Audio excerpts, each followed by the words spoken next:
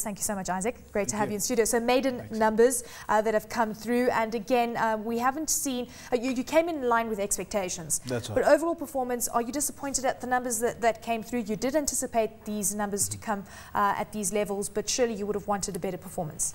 No, not at all. I think we're halfway through the year, and we're quite happy with the performance.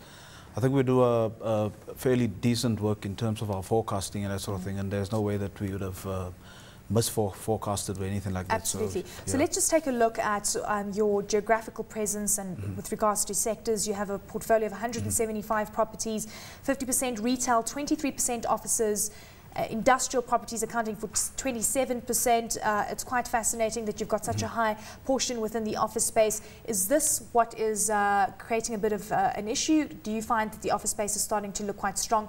A lot of the property funds that we speak to still say that office, we're still seeing a bit of weakness coming through there. Yeah, I think just a point of correction, I mean, the results are spot on in terms of what we had promised the market for the results to be, so there's no disappointment there. Yes, we do have a fair amount of exposure to the office sector, and that is at the moment a slower sector in terms of the growth numbers coming through and that sort of thing. But our properties are holding up quite nice. We haven't lost a significant amount of tenants there, and we continue to renew our leases. I mean, our retention rate is at 95% across our portfolio, so that's a good number. Let's look at vacancies. That increased from 7.9% to 8.9%. Correct. This is quite a big rise that came through. How are you going to bring this number down, and what attributed to this rise? Well, what happened is we had a contraction on our retail. Our retail went from 7 to 6% in terms of vacancies, and our offices went from 10 to 9.9. So there was a slight improvement there. In terms of what that number represents is that our industrial portfolio went from about 10% to 13% in terms of vacancies. And the main reason for that is one single property in Strydom Park called Arbeid Street. That particular property tenant has vacated, but we've earmarked that property for a revamp, so we strategically have decided not to let it at this stage whilst we are doing our revamp. I see. So, I mean, obviously that property is going to be vacant until you revamp. Absolutely. Your estimated rental values, how is that looking, and how does it fare relative to, office, retail and industrial?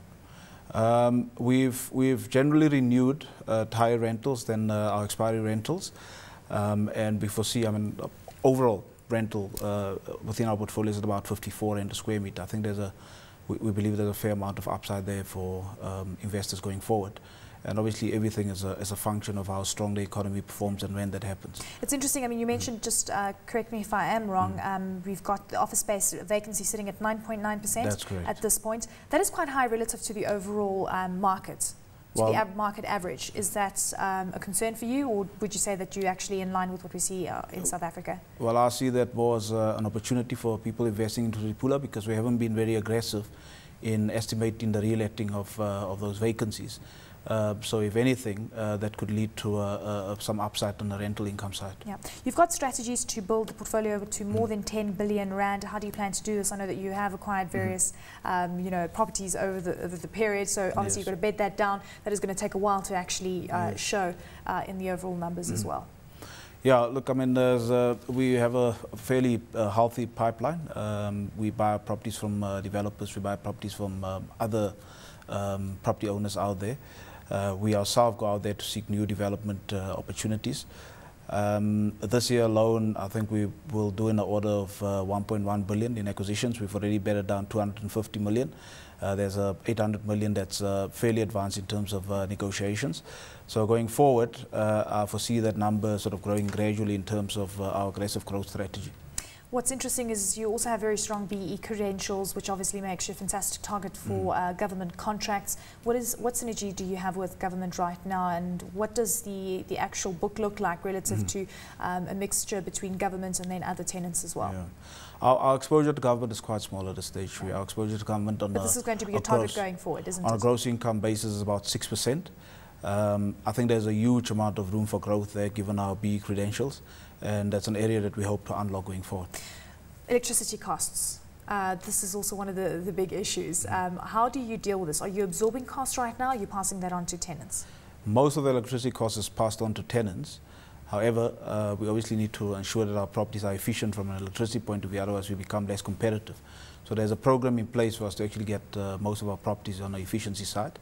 and we'll report back on that at the end.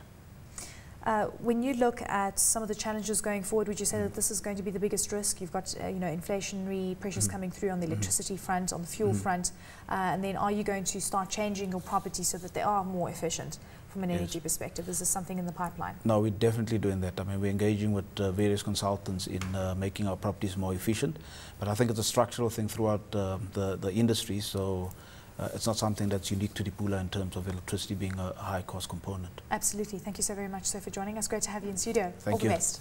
Much appreciated. Izak Petersen, the CEO of Dipula Income Fund.